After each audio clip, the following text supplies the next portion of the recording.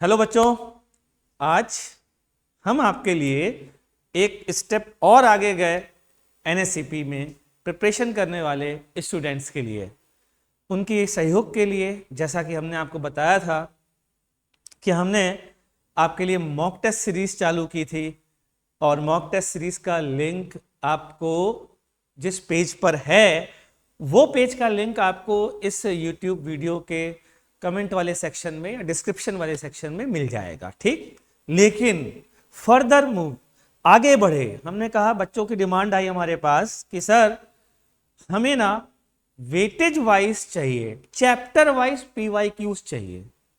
मगर ठीक भाई, ये इच्छा भी पूरी होगी, चैप्टर वाइज पीवाईक्यूज आपको दिए जाएंगे, लेकिन क्या फायदा चैप्टर वाइज पीवाईक्यू दे करके अगर आपको यही ना पता हो कि कौन सा चैप्टर सबसे ज़्यादा पूछा जाता है। तो आपके लिए हमने फिर और मेहनत करी और उस मेहनत का रिजल्ट आपके सामने है। आप देख सकते हैं 2018, 19, 20, 21, 22 सारे पेपर में सारे टॉपिक के हमने क्वेश्चन, उसका percentage, question percentage, question percentage, question percentage, question percentage और एवरेज उसके बाद।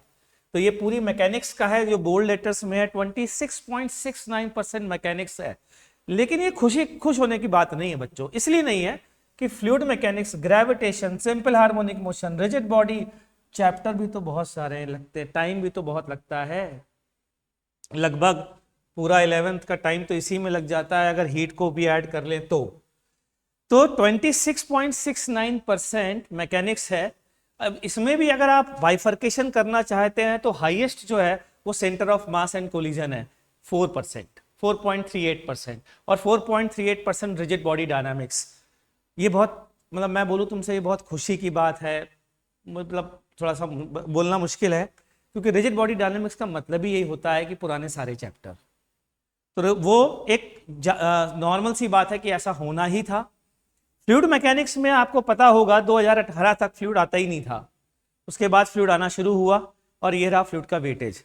लेकिन मैं आपको बताऊं सबसे बढ़िया चीज क्या है जो आपको एनएससीपी में सिलेक्शन दिला सकती है, या यूं कहे कि सबसे पहले जिस पे वर्क करना चाहिए वो है थर्मल फिजिक्स। आपको पता ही चैप्टर बिल्कुल जरा से होते हैं, elasticity, thermal expansion, calorimetry, heat transfer, KTG, thermodynamics. इसमें भी आओ केवल ये दो टॉपिक, मतलब हीट ट्रांसफर और थर्मोडायनेमिक्स तैयार करके चले जाओ, बहुत फायदा होने वाला है। ठीक, आगे आते हैं, नीचे आते हैं। ये तो आपको पता ही है, रे ऑप्टिक्स। रे ऑप्टिक्स अकेला 11.55% तो छोड़ना ही नहीं है, रे ऑप्टिक्स पकड़ के रखना है। वो 10.76 था, इतने सारे टॉपिक से मिला करके रे ऑप्टिक्स अकेला 11.55%।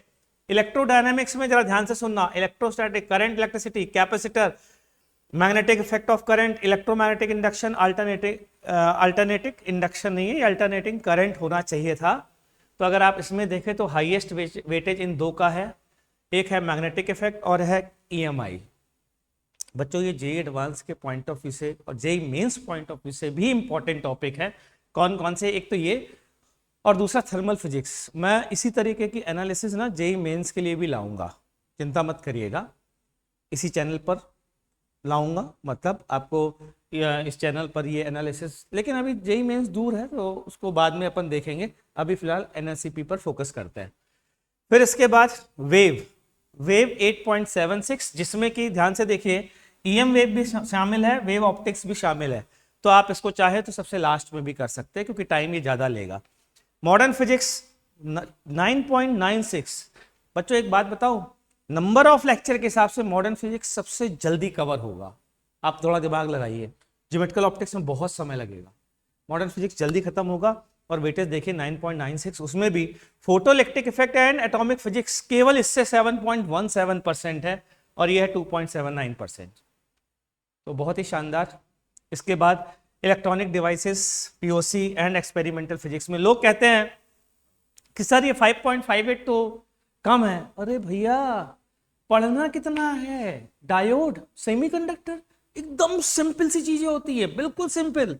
आपने पढ़ा नहीं कि देखिए एक बार तो 10.17% आया है, उसके बाद इन्होंने कम किया है, लास्ट ईयर नहीं आया है वो बात अलग है, लास्ट ईयर का इसमें electronic device POC and experimental physics coincidentally नहीं आई है। उसका रीजन ये हो सकता है कि एनसीईआरटी ने ट्रांजिस्टर को हटा दिया, कम्युनिकेशन को हटा दिया, ये इसलिए हो सकता है। तो इस साल आने के चांसेस बहुत ज़्यादा, ठीक है ना, 5.58% है। अगर वाइज इसको आप हटा दें तो इसके पहले अगर वेटेज देखें तो बहुत ज़्यादा वेटेज था इसका, जरा से टॉपिक और ज़्यादा वेटेज। तो बच्चों ये रहा वेटेज वाइज डिस्क्रिप्शन, ठीक है। अब आते हैं लिंक पर। जब आप लिंक क्लिक करेंगे वेबसाइट का तो कौन सी वेबसाइट खुलेगी, इस पर आते हैं। ये है ये unacademy.com कंटेंट NSCP 2023, ये हमारा लैंडिंग पेज है। इस पर हम ऑलरेडी मॉक टेस्ट का लिंक डाल चुके हैं, PYQs मतलब प्रीवियस ईयर पेपर PYP भी डाल चुके हैं। अब हमने चैप्टर वाइज PYQ भी डाले हैं। क्यों डाले हैं? क्योंकि अभी मैंने बताया ना आपके लिए मेहनत करी है, तो चैप्टर वाइज PYQ भी पढ़े हैं। कहां पढ़े हैं? थोड़ा ऊपर आता है, तो ये है सिलेक्शन प्रेडिक्टर कमिंग सून। मतलब आपको पता चल जाएगा जब अपना पेपर आप यहां डालेंगे ना, तो आपको पता चल जाएगा आपकी क्या सिलेक्शन होने वाला है या नहीं होने वाला है। इसके बाद मॉक टेस्ट सीरीज जिसके बारे में बात कर रहा हूं, टोटल 5 टेस्ट हमने बनाए हैं, 2 ऑलरेडी आप दे चुके हैं, 3 बचे हैं। जल्दी से ज्वाइन करिए, केवल 1999 इसकी फीस है। इसके बाद ये फ्री ऑफ कॉस्ट है, बाकी सारी चीजें। क्वेश्चन पेपर 17 से लेके 22 तक, उनके आंसर्स ऊपर आते हैं। अब देखें डाउनलोड NSCP, क्या लिखा है बच्चों? Chapter wise PYQs।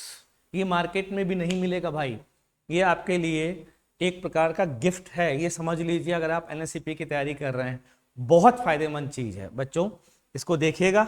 और कैसे करना है ये मैं अपने प्रीवियस वीडियो में बता चुका हूं, याद हो तो। इनको पहले करना है चैप्टर वाइज, उसके बाद जब आप PYQ मतलब पेपर वाइज करेंगे तो दिमाग मत लगाइएगा कि मैं पहले कर चुका हूं या नहीं कर चुका हूं, अपना टाइम स्पीड बढ़ाइएगा, लेकिन पहले आपको यही करना है, ठीक है भाई।